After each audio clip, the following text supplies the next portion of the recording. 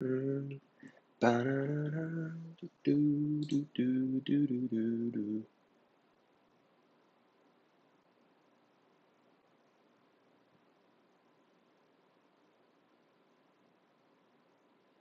All right, guys, what's going on? Good morning. Good morning. Welcome aboard to the Morning Note. My name is Carlos Garcia, founder and CEO of G.A.R Capital. Thank you so much for taking the time out of your day to join me this morning and every morning, 9 a.m. Eastern Standard Time here on the YouTube channel. Thank you again for joining me. Bottom right-hand corner of your screen, there's a little white logo. Click on that. Turn on notifications. Subscribe to our channel. Like our videos. More great things to come. Make sure to smash that like button if you like these videos. All right. Let's get to it. Let's get to work. Futures this morning are green. S&P futures up 208 points, a little off the highs. NASDAQ futures up even after that NVIDIA fall after earnings. S&P futures, or Spooz, is above 4,000. Remember we talked about that yesterday on the morning note? I gave a little prediction. I said, I think we'll end the day at 39.85, which was a lot higher than where we were in the morning. We got to 39.97 or something.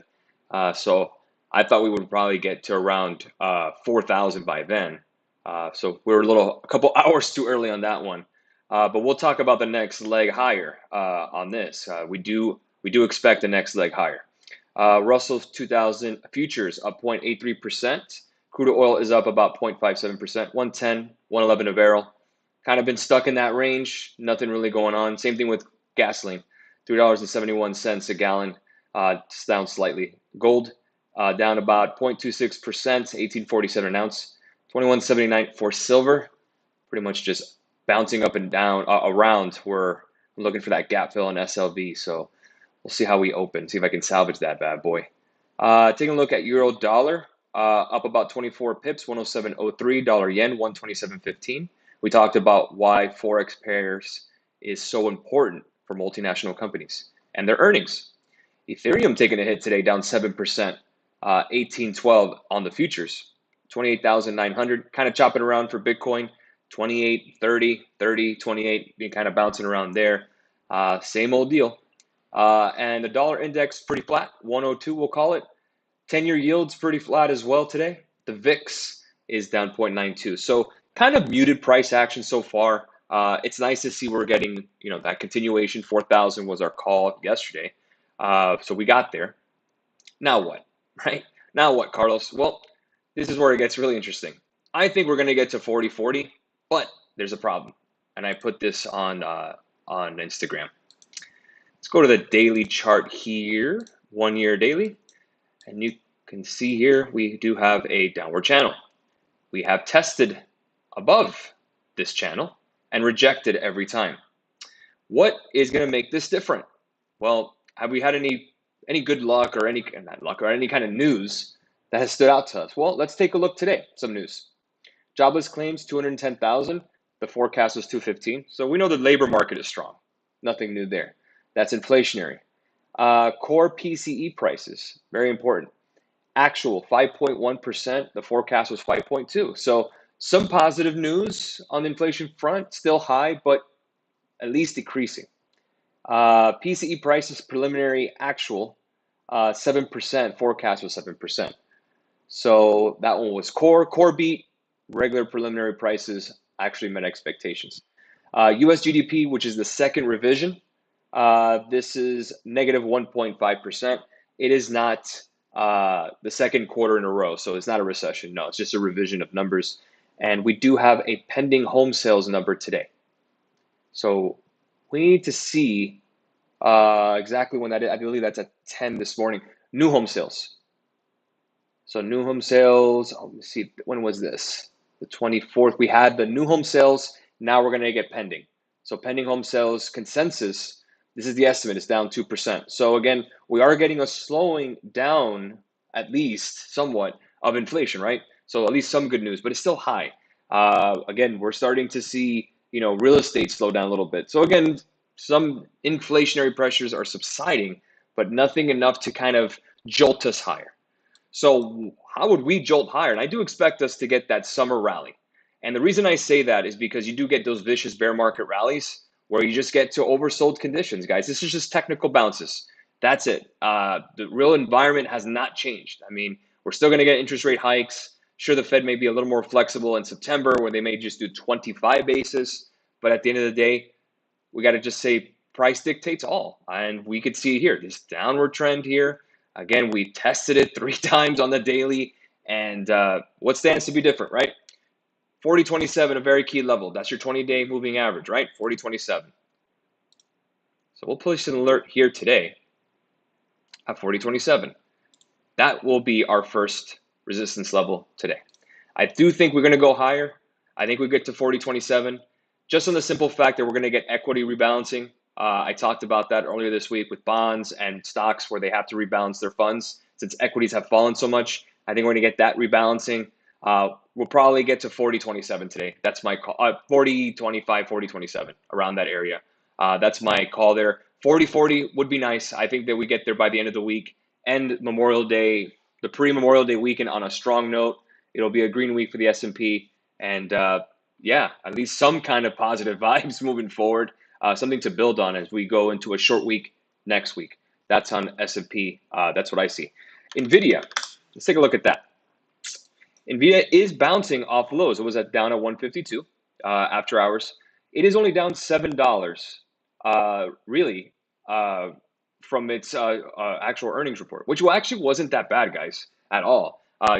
Granted, a guide down. I think the guide down was conservative, and I think it was very smart. I think that's pretty much the Apple way, guide down when the sentiment is bad. I mean, bake in all the price sentiment you want now, so you have a shorter bar to carry over. I talked about that with Nike last year, and they smashed the quarter. These corporations do that, especially sentiment matters. Any kind of a reason you can have an excuse for your bad report card. Use it, right? I can't see because I sit in the back, or any reason that you just didn't do your homework, let's just say. And on a net basis, day after day, NVIDIA started yesterday around 160. We're at 162. So if you count yesterday's rally to the earnings print to where we are now, NVIDIA is actually net green, but still a downward trend. Nothing has changed there. There is a gap to fill 182. If we get a summertime rally, I think that would be the spot to fill. Am I buying here? Well, there's an answer to that question too. I'm not buying yet. I still say 37.50 for me is fair value. Here's what I'm expecting. Okay, scenario for me, if we really want to create a bottom. The bottom, to me, would have been the double bottom here. I thought that was it because we retested and bounced again. But then we got that ugly candle, 38.07, that liquidation event, basically. And then we bounced. So what I would want is us to get a nice little summertime rally, get us to 4,200, 4,250. I can live with that. Or 4,300 because that was the last resistance here at the end of April. Maybe go that way. And then we roll over back to 3,900, 3,800, retest here. As long as we hold 3,800, which is the bottom here, the 52-week low, right? If we can retest that and bounce, there's your bottom, in my opinion. That's what I would want. I would want to retest and bounce. See if we can revisit those levels, see if buyers can defend that level. That would show positive price action, and then we would move forward. So there is light at the end of the tunnel. I would say we're in the 7th inning of the game. That's how I see it. Let's answer some questions. Let's see. Sergio's asking, how do you feel about Costco going into earnings? Well, I do love Costco, that's for sure. But you could see pretty much a complete M formation, let's just call it. But it is bouncing off this key support here around 440. I think they do beat. I think Costco has pricing power. We do have an upward gap to fill at 480. Am I a buyer here yet? I do own some. I'm going to go ahead and wait for the print. If they really have a good print and we can get to 460, I'd buy more shares knowing that we're going to possibly fill that gap. I think Costco is an amazing company in regards to their membership, and that's such a great revenue stream for them. They're building new ones. They built a new one near me, and that place is always packed. Again, anecdotal. But at the end of the day, they do have pricing power. It is a consumer staple. The only thing is that it's expensive. So again, we have to see their PE ratio. I want to see profits up for Costco. I want to make sure that PE multiple justifies what I'm paying for. So again, in a bear market / slowing down cycle, you're going to be a lot more understanding of what you're spending your money on, just like anything else. when money's a little tight, you're not going to buy just any little thing. You're going to make sure you're going to buy quality. Same thing with stocks. You're going to buy quality in this market. When times are good and you got a lot of money in your pocket and you kind of want to dabble into more speculative, sure, there's a time and a place. Also, core CPI tomorrow. Thank you. Yep, absolutely. GDP came in negative. That was expected. Nothing changed there. Worse than expected. So again, the inflationary pressures are going to hurt, and you're going to get a negative GDP print for the quarter. You won't get one the next month, and we'll move on with our lives. Basically, that's what I expect with the GDP. We're just slowing down in growth. I don't think we're in a recessionary period. Again, that could change. And then the core CPI. That's right. But other than that, I do expect us to go higher today. Actually, end the week green. So let's see where S&P goes from here on futures. Again, yields are telling me something. We're keeping sliding down. Again, that's not telling me there's a lot of inflation out there. Break evens rolling over. The dollar's getting weaker off its highs. These are good things, guys. So we're getting at least some kind of traction on a macro level to support at least some kind of a bounce short term. Again, does that indicate a bottom? No, I still think we'll roll over and retest the lows. 3,800, we'll see where we go from there. But I don't think this is a bottom as of yet. But there's some positivity out there. There's some good news out there that I've seen that supports this price action here.